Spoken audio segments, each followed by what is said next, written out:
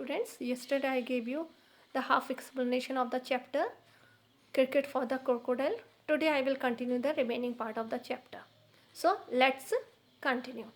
We will have to get him off, said Ranji कहता है. रंजी कहता है कि हमको इसको यहाँ से हटाना होगा. किसको? नाकू द क्रोकोडाइल को. You would better keep out of reach of his tail and jaws. We will wait until he goes away, said करण. तो करण कहता है तुम इसकी पूंछ और इसके जबड़े की पहुंच से दूर रहो, हम इंतजार करेंगे जब तक ये चला नहीं जाता है. But Naku showed no sign of wanting to leave. लेकिन ऐसा लग रहा था कि जो नाकू है मगरमच्छ, वो वहाँ से हटने के कोई चिन्ह ही नहीं दे रहा है, कि वो वहाँ से हटना ही नहीं चाहता है. He rather like the smooth flat surface of ground which he had discovered. और उसको वो स्मूथ सरफेस जो है ग्राउंड की बहुत अच्छी लग रही थी, जो कि उसने अपने लिए ढूंढी थी. And there were all the boys again doing the best to disturb him. और वहाँ पे जितने भी लड़के थे वो सब के सब अपनी पूरी कोशिश कर रहे थे उसको वहाँ से हटाने की. After some times the boys began throwing pebbles at Naku. कुछ देर के बाद लड़कों ने उसके ऊपर कंकड़ मारने शुरू कर दिए नाकू के ऊपर. These had no effect, simply bouncing off the crocodile tough hide. और उन कंकड़ों का उसके ऊपर कोई असर नहीं हो रहा था. उसकी इतनी टफ जो हार्ड उसकी बॉडी होती है, उस स्किन होती है, उसके ऊपर कोई असर नहीं हो रहा था क्रोकोडाइल की. वो उसके ऊपर से सिर्फ उछल उछल के निकल के जा रहे थे, बाउंसिंग ऑफ हो रहे थे. They tried mud balls and orange. फिर उन्होंने मिट्टी की बॉल और ऑरेंज फेंकने शुरू किए, उससे भी कुछ नहीं हुआ. Naku twist his tail and open one eye but refuse to move on. Naku ने ट्विस्ट, हिलाना, हल्का सा हिलाना. ट्विस्ट मीन्स होता है हल्का सा हिलाना. नाकू ने अपनी पूंछ को थोड़ा सा हिलाया, अपनी एक आँख खोली और ऐसा लगा जैसे कि उसने जाने से मना कर दिया. Then Karan took a ball. फिर करण ने अपनी बॉल ली and bowl a fast one at the crocodile. और तेज उसके ऊपर बॉल मारी. It bounce just short of Naku and caught him on the snout. वो नाकू के ऊपर जाके लगी. कहाँ पर?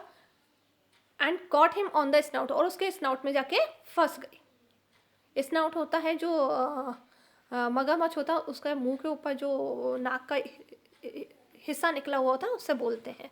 Starter and stung. वो थोड़ा सा डगमगाया. ही रिगर्ड ऑफ द पेच and moved rapidly down the river bank and into the water. वो हिला, रिगर्ड ऑफ हुआ. द पिच, उसने अपने पूंछ को रगड़ा पिच के ऊपर. And moved rapidly down the river bank. और तेजी से नदी के किनारे चला गया. एंड इनटू द वाटर, और फिर पानी में. There was a mighty splash as he dive for cover. और जब वो पानी में उसने डाइव मारा तो पानी में एक तेजी से जोरों का उछाल आया. Well bowled Karan, said Ranji. That was a good ball. तो करण कहता वाह, बहुत बढ़िया बॉल मारी, ये तो बहुत अच्छी गेंद थी. Naku will be in the bad mood after that, warned Rahul. Rahul कहता अब इस बॉल के बाद तो नाकू जी का मूड बहुत ख़राब हो गया होगा. Don't get too close to the river. River के नज़दीक मत जाना. The bank manager and the baker were the last to arrive. Bank manager और बेकर सबसे लास्ट में पहुंचते हैं. The scooter had given them some trouble. क्योंकि उनके स्कूटर ने उनको कुछ परेशानी दे दी थी, उनका स्कूटर खराब हो गया था. No one mention the crocodile. किसी ने भी उनको उस मगरमच्छ के बारे में नहीं बताया. Just in the case the adult decided to call the match of.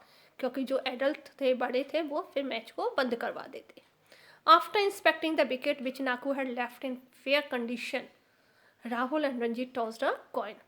और विकेट का इंस्पेक्शन करने के बाद, जिसे कि नाकू ने अच्छी कंडीशन में छोड़ा था, राहुल और रंजी वहाँ पर कॉइन से टॉस करते हैं. Ranji call heads but it came up tales.